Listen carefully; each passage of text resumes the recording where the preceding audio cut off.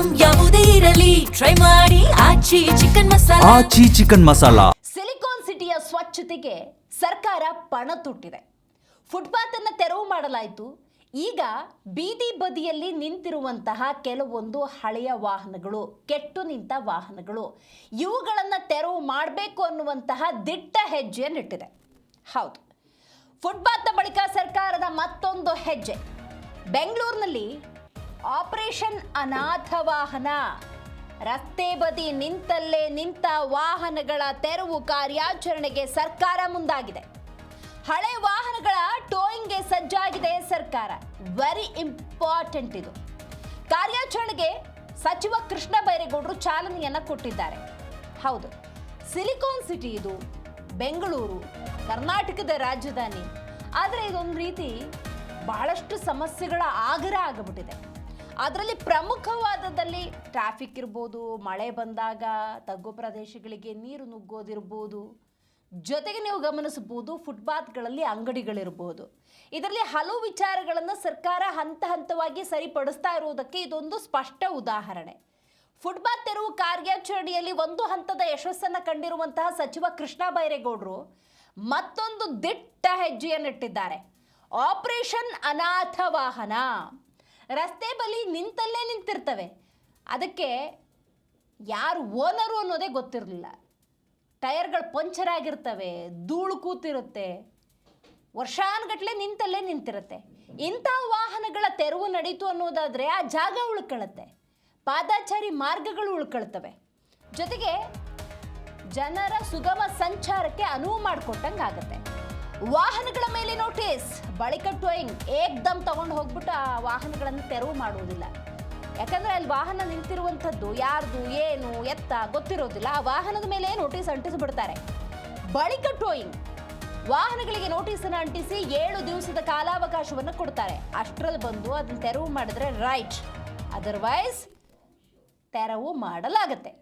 Queens ರಸ್ತೆಯಿಂದ ವಾಹನಗಳ ತೆರವು ಕಾರ್ಯಾಚರಣೆ, ಜಿಬಿಎ ಮತ್ತು ಸಂಚಾರಿ ಪೊಲೀಸರಿಂದ ಟೋಯಿಂಗ್. ವಾಹನಗಳಿಗೆ ಜೊತೆಗೂ ಚಕ್ರಗಳಿಗೆ ಕ್ಲ್ಯಾಂಪ್ ಅನ್ನು ಜಿಬಿಎ ಹಾಕತ್ತೆ. ವಾಹನ ಮಾಲೀಕರಿಗೆ 7 ದಿವಸದ ಅವಕಾಶವನ್ನು ಜಿಬಿಎ ಕೊಟ್ಟಿರೋದು. ಆಗಲೇಬೇಕಾದಂಥ ಹಲವು ಕೆಲಸಗಳಿಗೆ ಕೃಷ್ಣ ಬೈರೇಗೌಡರು ಚಾಲನೆ ಕೊಟ್ಟಿದ್ದಾರೆ ಅಂತ ಹೇಳಿದ್ರೆ ತಪ್ಪಾಗುವುದಿಲ್ಲ. ಬಹಳ ದಿಟ್ಟ ಹೆಜ್ಜೆ ಇದು. ಪರವಿರೋಧ ಚರ್ಚೆಗಳು ಡೆಫಿನೆಟ್ಲಿ ನಡೆಯುತ್ತೆ. ಅದಕ್ಕೆಲ್ಲ ಸಚಿವರು ಕಿವಿಗೊಡದೆ ಜನಸಾಮಾನ್ಯರ ಹಿತದೃಷ್ಟಿಯಿಂದ ತೆಗೆದುಕೊಂಡಿರುವಂಥ ನಿರ್ಧಾರಗಳಿದು. ಈ ಬಗ್ಗೆ ಹೆಚ್ಚಿನ ಡೀಟೇಲ್ಸ್ ಅನ್ನು ನಮ್ಮ ಪ್ರತಿನಿಧಿ ಮಂಜುನಾಥ್ ನೀಡ್ತಾರೆ. ಮಂಜು, ಈಗಾಗಲೇ ಸಚಿವ ಕೃಷ್ಣ ಬೈರೇಗೌಡರು ದಿಟ್ಟ ಹೆಜ್ಜೆಗಳನ್ನು ಹಲವು ವಿಚಾರಗಳನ್ನು ತಗೊಂಡಿದ್ದಾರೆ. ಈಗ ಅನಾಥ ವಾಹನಗಳ ತೆರವು ಕಾರ್ಯಾಚರಣೆ ಇದು ಹೆಂಗಾಗುತ್ತೆ ಪ್ರೋಸೆಸ್, ಅದನ್ನು ಎಕ್ಸ್ಪ್ಲೇನ್ ಮಾಡ್ಬೋದಾ? ಈಗಾಗಲೇ ಚಾಲನೆ ಕೊಟ್ಟಿದ್ದಾರಾ, ಹೇಗೆ? ದಿವ್ಯಾ, ಖಂಡಿತವಾಗೂ ನಗರಾಭಿವೃದ್ಧಿ ಸಚಿವರಾಗಿರುವಂಥ ಕೃಷ್ಣ ಬೈರೇಗೌಡರು ಅವರು ಅಧಿಕಾರ ಸ್ವೀಕರಿಸ್ತಿದ್ದಂತೆ ಬೆಂಗಳೂರಿನ ನಾಗರಿಕರಿಗೆ ಆಗ್ತಿರುವಂಥ ಮೊದಲ ಸಮಸ್ಯೆ ಏನಿದೆಯೋ ಅದು ಫುಟ್ಪಾತ್ ಮೇಲೆ ನಡೆದಾಡ್ಲಿಕ್ಕೆ ಸಮಸ್ಯೆ ಆಗ್ತಾ ಇದೆ. ಈ ಕಾರಣದಿಂದಾಗಿ ಫುಟ್ಪಾತ್ನಲ್ಲಿರುವಂಥ ಅಂಗಡಿ ಮುಗ್ಗಟ್ಟುಗಳು ಅನಧಿಕೃತವಾಗಿ ಯಾರು ನಿರ್ಮಾಣ ಮಾಡ್ಕೊಂಡಿರ್ತಾರೋ ಅವರ ಮೇಲೆ ಗದಾಪ್ರಹಾರ ಮಾಡುವ ಮೂಲಕವಾಗಿ ಇವತ್ತು 10ನೇ ದಿನಕ್ಕೆ ಕಾಲಿಟ್ಟಿದೆ. ಫುಟ್ಪಾತ್ ಒತ್ತುವರಿ ಮಾಡಿಕೊಂಡಿರುವವರಿಗೆ ಬಿಸಿ ಮುಟ್ಟಿಸುವ ಮೂಲಕವಾಗಿ ಒತ್ತುವರಿ ತೆರವನ್ನು ಮಾಡುವಂಥ ಕೆಲಸ ಮುಂದುವರೆದ ಭಾಗವಾಗಿ ಜಿಬಿಎ ಅಧಿಕಾರಿಗಳಿಗೆ ನಿರ್ದೇಶನ ಕೊಡ್ತಿದ್ದಂತೆ ಜಿಬಿಎ ಅಧಿಕಾರಿಗಳು ನಿತ್ಯವೂ ಕೂಡ ಕಾರ್ಯಾಚರಣೆ ಮಾಡ್ತಾ ಇದ್ದಾರೆ. ಇದರ ಬೆನ್ನಲ್ಲೇ ಅದೇ ಫುಟ್ಪಾತ್ ಪಕ್ಕದಲ್ಲೇ ಇರುವಂತಹ ಒಂದಷ್ಟು ಅಳಿದುಳಿದ ಜಾಗದಲ್ಲಿ ನಿಲ್ಲಿಸುತ್ತಾರೆ ವಾಹನಗಳು. ಆ ವಾಹನಗಳು ಬೀಡಾಡಿ ರೂಪದಲ್ಲಿ, ಅಂದರೆ ಬೀಡಾಡಿ ಅಂದರೆ ಯಾವ ರೀತಿ ಇರುತ್ತೆ, ರಸ್ತೆಗಳಲ್ಲಿ ಬೀಡಾಡಿ ದನಗಳಿರ್ತಾವಲ್ಲ, ವಾಹನಗಳಿಗೆ ತೊಂದರೆ ಕೊಡ್ತಾ ಇರ್ತಾವಲ್ಲ, ಅಂತಹ ದನಗಳನ್ನು ಬೀಡಾಡಿ ದನಗಳಂತಾರೆ. ಅದೇ ರೀತಿಯಾದಂಥ ವೆಹಿಕಲ್ಗಳು ಕೂಡ ಇದ್ದಾವೆ ಬೆಂಗಳೂರಿನಲ್ಲಿ. ಹೆಚ್ಚು ಕಡಿಮೆ ಈಗ ಜಿಬಿಎ ಸೇರಿದಂತೆ ಸಂಚಾರಿ ಪೊಲೀಸರ ಟಾರ್ಗೆಟ್ ಮಾಡಿರುವಂಥದ್ದು 1,500ಕ್ಕೂ ಹೆಚ್ಚು ವಾಹನಗಳೇನಿದ್ದಾವೋ ಅವು ನಿಂತಲ್ಲೇ ನಿಂತಿದ್ದಾವೆ. ಸುಮಾರು 2 ತಿಂಗಳು 3 ತಿಂಗಳು ವರ್ಷಾನುಗಟ್ಟಲೆ ವಾಹನಗಳು ಎಲ್ಲಿ ಒಂದೇ ಜಾಗದಲ್ಲಿರ್ತವೋ ಅಂತಹ ವಾಹನಗಳನ್ನು ಮುಟ್ಟುಗೋಲು ಹಾಕಲಿಕ್ಕೆ ಸದ್ಯಕ್ಕೆ ಜಿಬಿಎ ಜೊತೆಗೆ ಒಟ್ಟುಗೂಡಿ ಸಂಚಾರಿ ಪೊಲೀಸರ ಕಾರ್ಯಾಚರಣೆ ಮಾಡುವಂಥ ಕೆಲಸಕ್ಕೆ ಮುಂದಾಗ್ತಿರುವಂಥದ್ದು. ಅಧಿಕೃತವಾಗಿ ಇವತ್ತೇ ನಗರಾಭಿವೃದ್ಧಿ ಸಚಿವರಾಗಿರುವಂಥ ಕೃಷ್ಣ ಬೈರೇಗೌಡರು ಚಾಲನೆ ಕೊಟ್ಟಿರುವಂಥದ್ದು. ನಾನು ತೋರಿಸ್ತೇನೆ. ಈಗ ಕ್ವೀನ್ಸ್ ರಸ್ತೆ ಏನೀಗ ಪಾಲ್ಕನ್ PU ಕಾಲೇಜು ಎದುರುಗಡೆ ಹೆಚ್ಚು ಕಡಿಮೆ 8 ವಾಹನಗಳೇನಿದ್ದಾವೆ. ಈಗ ನಾನೇನು ತೋರಿಸ್ತಾ ಇದ್ದೀನಿ ದಿವ್ಯಾ, ಈ ಒಂದು ವಾಹನ ಇದೆಯಲ್ಲ, ಸ್ಯಾಂಟ್ರೋ ಕಾರು, ಹಳೆಯ ಕಾರು, ಈ ಒಂದು ಜಾಗದಲ್ಲಿ ಫುಟ್ಪಾತ್ ಏನು ಆಕ್ರಮಿಸ್ಕೊಂಡು ಒತ್ತುವರಿ ಮಾಡಿಕೊಂಡು ಈ ಜಾಗದಲ್ಲಿ ಸುಮಾರು 2-3 ವರ್ಷಗಳಿಂದ ಇದೇ ಜಾಗದಲ್ಲಿ ವಾಹನ ನಿಂತಿದೆ ಎನ್ನುವಂಥ ನಿಟ್ಟಿನಲ್ಲಿ GBIದವರು ಸಂಚಾರಿ ಪೊಲೀಸರು ಟಾರ್ಗೆಟ್ ಕೊಟ್ಟಿರ್ತಾರೆ.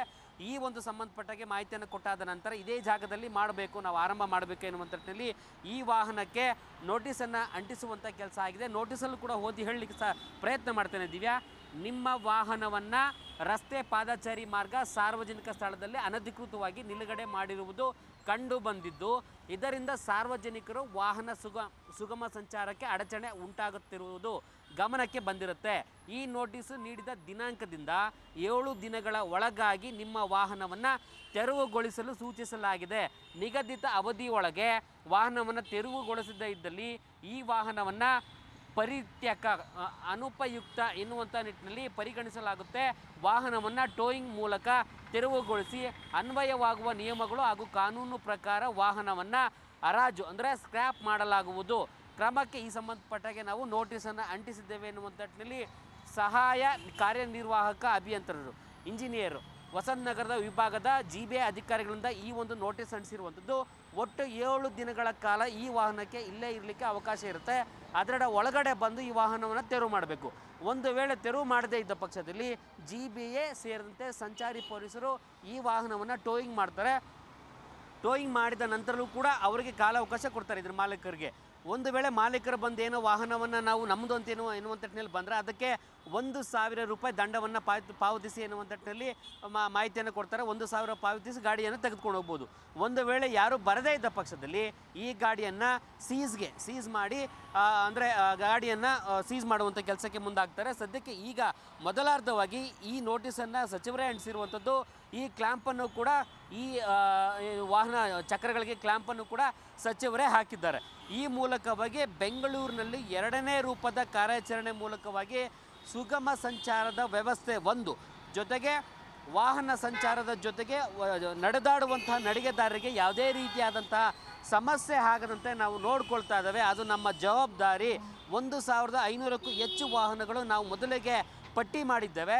ಇಂತಹ ವಾಹನಗಳಿಗೆ ಕ್ಲಾಂಪನ್ನು ಹಾಕ್ತೇವೆ, ನೋಟಿಸನ್ನು ಅಂಟಿಸ್ತೇವೆ. ನೋಟಿಸ್ ಅಂಟಿಸಿ 7 ದಿನ ಒಳಗಾಗಿ ಈ ಗಾಡಿಯನ್ನು ತೆಗೆದೇ ಇದ್ದ ಪಕ್ಷದಲ್ಲಿ ಈ ವಾಹನ ನಮ್ಮ ವಶಕ್ಕೆ ಪಡೆದುಕೊಂಡು ಮಾಲೀಕರು ಮತ್ತೆ ಬಾರದೇ ಇದ್ದರೆ ನಮ್ಮ ಒಂದು ಇಲಾಖೆಯ ವತಿಯಿಂದ 2 ಇಲಾಖೆಗಳ ವತಿಯಿಂದ ಸೀಸನ್ನು ಮಾಡ್ತೇವೆ. ಸೀಸ್ ಮಾಡಿ ಸ್ಕ್ರಾಪ್ಗೆ ಹಾಕುವಂಥ ಕೆಲಸವನ್ನು ಮಾಡ್ತೇವೆ ಎನ್ನುವಂಥ ಎಚ್ಚರಿಕೆಯನ್ನು ಇವತ್ತು ಸಚಿವರು ಕೊಟ್ಟಿರುವಂಥದ್ದು.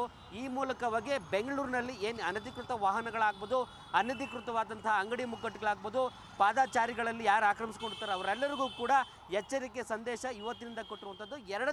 ಎರಡನೇ ಆಪರೇಷನ್ ಮೂಲಕವಾಗಿ ಅಂದರೆ ತಪ್ಪಾಗಲ್ಲ. ದಿವ್ಯಾ,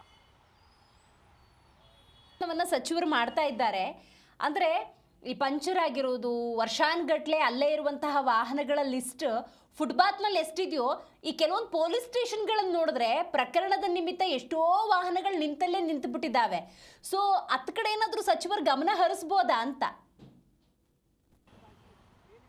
ದಿವ್ಯಾ, ಖಂಡಿತವಾಗ್ಲೂ ಈಗ ಸದ್ಯಕ್ಕೆ ಫುಟ್ಪಾತ್ ಏನು ಒತ್ತುವರಿ ಮಾಡ್ಕೊಂಡಿರ್ತಾರೆ, ನಡಿಗೆದಾರರಿಗೆ ಏನು ತೊಂದರೆ ಆಗ್ತಾ ಇರುತ್ತೆ, ಅಂತಹ ವಾಹನಗಳ ಮೇಲೆ ಮೊದಲಿಗೆ ಪಟ್ಟಿ ಮಾಡಿರುವಂಥದ್ದು ನಾನು ಮೊದಲೇ ಹೇಳಿದೆ. 1,500ಕ್ಕೂ ಹೆಚ್ಚು ವಾಹನಗಳು ಮೊದಲಿಗೆ ಪಟ್ಟಿಯನ್ನು ಮಾಡ್ಕೊಂಡಿದ್ದಾರೆ GBI ಜೊತೆಗೆ ಸಂಚಾರಿ ಪೊಲೀಸರ ಒಂದು ಒಡಂಬಡಿಕೆಯಿಂದ. ಆ ಒಂದು ವಾಹನಗಳಿಗೆ ಮೊದಲಿಗೆ ಈಗ ನೋಟಿಸ್ ಅಂಟಿಸುವಂಥ ಕೆಲಸ ಮಾಡ್ತಾರೆ. ಅದಾದ ಬಳಿಕ ಇನ್ನೊಂದು ಮಾಹಿತಿಯನ್ನು ಕೊಡ್ತಾ ಇದ್ರು ಸಚಿವರು. ಮನೆಗಳ ಬಳಿ ಫುಟ್ಪಾತ್ಗಳನ್ನು ಆಕ್ರಮಿಸಿಕೊಂಡು ಅಲ್ಲಿ ದಿನನಿತ್ಯವೂ ಕೂಡ ವಾಹನಗಳನ್ನು ನಿಲ್ಲಿಸ್ತಾ ಇರ್ತಾರೆ. ಟೂ ವೀಲರ್ಗಳನ್ನು ನಿಲ್ಲಿಸ್ತಾರೆ, ಕಾರ್ಗಳನ್ನು ನಿಲ್ಲಿಸ್ತಾರೆ, ಬಸ್ಗಳನ್ನು ನಿಲ್ಲಿಸ್ತಾರೆ, ಇನ್ನಿತರ ವಾಹನಗಳನ್ನು ನಿಲ್ಲಿಸ್ತಾರೆ. ಅಲ್ಲೂ ಕೂಡ ಸಾರ್ವಜನಿಕರು ತೊಂದರೆ ಆಗ್ತಿದೆಯಲ್ಲ ಎನ್ನುವಂಥ ನಿಟ್ಟಿನಲ್ಲಿ ಮಾಧ್ಯಮಗಳ ಪ್ರಶ್ನೆಗಳು ಕೇಳಿದಾಗ ಅವರು ಮನೆಗಳ ಮಾಲೀಕರು ಈ ರೀತಿ ತೊಂದರೆ ಕೊಡ್ತಾ ಇದ್ರೆ ಅದನ್ನು ನಾವು ಪರಿಪೂರ್ವಕವಾಗಿ ನಾವು ಅವರಿಗೆ ನೋಟಿಸ್ ಕೊಡ್ಲಿಕ್ಕೆ ಸಾಧ್ಯ ಇಲ್ಲ. ಆದರೆ ಮಾಹಿತಿ ಮೂಲಕವಾಗಿ ಮನವಿ ಮೂಲಕವಾಗಿ ಅವ್ರಿಗೆ ಮಾಡ್ಲಿಕ್ಕೆ ಸಾಧ್ಯ ಆಗುತ್ತೆ. ಈ ಸಂಬಂಧಪಟ್ಟಾಗೆ ನಮಗೆ ಹೆಚ್ಚಿನ ರೂಪದಲ್ಲಿ ಕೆಲಸ ಮಾಡಲಿಕ್ಕೆ ಸಾಧ್ಯ ಆಗಲ್ಲ. ಯಾಕಂತ ಹೇಳಿದ್ರೆ ಬೆಂಗಳೂರು ನಗರ ಪ್ರತಿನಿತ್ಯವೂ ಕೂಡ ಬೆಳೀತಾ ಇದೆ. ಆದರೆ ಪಾರ್ಕಿಂಗನ್ನು ಮೊದಲಿಗೆ ಮಾಡಿಕೊಂಡು ಇನ್ನು ಮುಂದೆ ಮನೆಗಳನ್ನು ಕಟ್ಟುವಂಥವ್ರಾಗಲಿ, ಬಿಲ್ಡಿಂಗ್ಗಳನ್ನು ಕಟ್ಟುವಂಥವ್ರಾಗಲಿ ಬೇಸ್ಮೆಂಟಲ್ಲಿ ಪಾರ್ಕಿಂಗ್ ವ್ಯವಸ್ಥೆ ಇರಬೇಕು.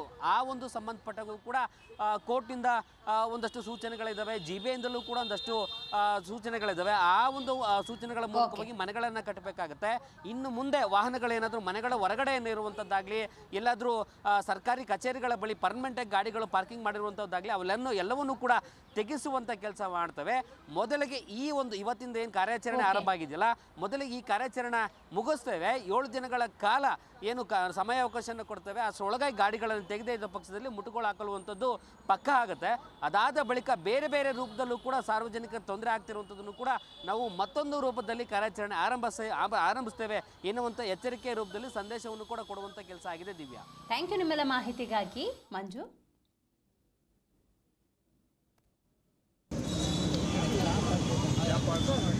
ಗುರ್ತು ಮಾಡಿದ್ದು ಕಡಿಮೆ ಅಂತ ಅನಿಸುತ್ತೆ ನನಗೆ, ಇನ್ನೂ ತುಂಬ ಜಾಸ್ತಿ ಇದೆ. ಸೊ ನಾನು ನಂಬರ್ ಮೇಲೆ ಹೋಗ್ತಾ ಇಲ್ಲ, ಎಲ್ಲೆಲ್ಲಿ ಗಾಡಿಗಳು ಹಾಗೆ ಅಬ್ಯಾಂಡನ್ ಮಾಡಿ ಬಿಟ್ಟು ಹೋಗ್ಬಿಟ್ಟಿದ್ದಾರೆ ಅದೆಲ್ಲವನ್ನು ಚೆಕ್ ಮಾಡಿ ಅದನ್ನು ತೆಗೆಸ್ಬೇಕು. ಕೆಲವು 6 ತಿಂಗಳು 1 ವರ್ಷಗಳಿಂದ ಅಲ್ಲೇ ಬಿದ್ದಿದ್ದಾವೆ ಗಾಡಿ, ಯಾರು ಬಂದು ಮಾಲೀಕತ್ವವನ್ನು ಕ್ಲೇಮ್ ಮಾಡ್ತಾ ಇಲ್ಲ, ಅಥವಾ ತಗೊಂಡು ಹೋಗ್ತಾ ಇಲ್ಲ, ಅಥವಾ ಉದ್ದೇಶಪೂರ್ವಕವಾಗಿ ಬಿಟ್ಟು ಹೋಗಿರ್ತಾರೆ ಏನಾಗೋದಿಲ್ಲ ಅಂತ.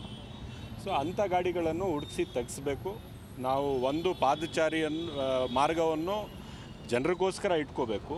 ಎರಡನೇದು, ಅಲ್ಲಿ ನಿಲ್ಲಿಸಿರ್ತಕ್ಕಂಥದ್ದು ಅನವಶ್ಯಕವಾಗಿ ಅಲ್ಲಿ ಕಸ ಎಲ್ಲ ತುಂಬಿಟ್ಟು ಇಡೀ ವಾತಾವರಣನೇ ಕೆಟ್ಟು ಹೋಗ್ತಾ ಇದೆ. ಗ್ರೇಟರ್ ಬೆಂಗಳೂರು ಪ್ರಾಧಿಕಾರ ಹಾಗೂ ಪೊಲೀಸ್ ಇಲಾಖೆ ಇಬ್ಬರೂ ಕೂಡ ಜಂಟಿಯಾಗಿ ರಸ್ತೆ ಬದಿಯಲ್ಲಿ ಅಥವಾ ಪಾರ್ಕಿಂಗ್ ಜಾಗಗಳಲ್ಲಿ ಯಾರು ತಮ್ಮ ಸ್ವಂತ ವಾಹನಗಳನ್ನು ಬಿಟ್ಬಿಟ್ಟಿದ್ದಾರೆ, ಅಂದರೆ ಬೀಡಾಡಿ ವಾಹನಗಳು, ಅಬಂಡೆಂಡ್ ವೆಹಿಕಲ್ಸು, ಇವುಗಳನ್ನು ತೆರವು ಮಾಡಬೇಕು ಅಂತ ನಾನು 15 ದಿನಗಳ ಹಿಂದೆಯೇ ಜನಗಳಿಗೆ ಮನವಿ ಮಾಡಿದ್ದೆ ಮತ್ತು ಎಚ್ಚರಿಕೆಯನ್ನು ಕೂಡ ಕೊಟ್ಟಿದ್ವಿ. ಆದರೂ ಜನ ಅವರ ಗಾಡಿಗಳನ್ನು ರಸ್ತೆಗಳಲ್ಲಿ, ಫುಟ್ಪಾತ್ಗಳಲ್ಲಿ ಎಲ್ಲಂದರೆ ಅಲ್ಲೇ ಬಿಟ್ಟು ಇದರಿಂದ ಸಾರ್ವಜನಿಕರು ಓಡಾಡೋದಕ್ಕೂ ತೊಂದರೆ ಮಾಡ್ತಾ ಇದ್ದಾರೆ. ಅಷ್ಟೇ ಅಲ್ಲ, ಜನಗಳಿಗೆ ಸೇರಿದ ಜಾಗವನ್ನು ಅವರು ಅತಿಕ್ರಮಣ ಮಾಡಿಕೊಂಡಿದ್ದಾರೆ ಸ್ವಂತಕ್ಕೆ. ಮತ್ತು ಈ ವಾಹನಗಳು ನಾವು ಇದು ತಿಂಗಳುಗಟ್ಟಲೆ ಇಲ್ಲೇ ಬಿಟ್ಟು ಹೋಗಿರ್ತಾರೆ, ಯಾರಿಗೆ ಸೇರಿತು ಅಂತ ಗೊತ್ತಿಲ್ಲ. ಇದರಿಂದ ಬೆಂಗಳೂರಿಗೆ ಜನಕ್ಕೆ ಓಡಾಡೋದಕ್ಕೂ ಕಷ್ಟ, ಮತ್ತು ಸಾರ್ವಜನಿಕರಿಗೆ ಸೇರಿದ ಜಾಗ ಅವರು ಸ್ವಂತಕ್ಕೆ ಅತಿಕ್ರಮಣ ಮಾಡಿಕೊಳ್ಳೋದು ಕೂಡ ಕಾನೂನು ಉಲ್ಲಂಘನೆ. ಇದಲ್ಲದೆ ಎಲ್ಲಂದರೆ ಅಲ್ಲಿ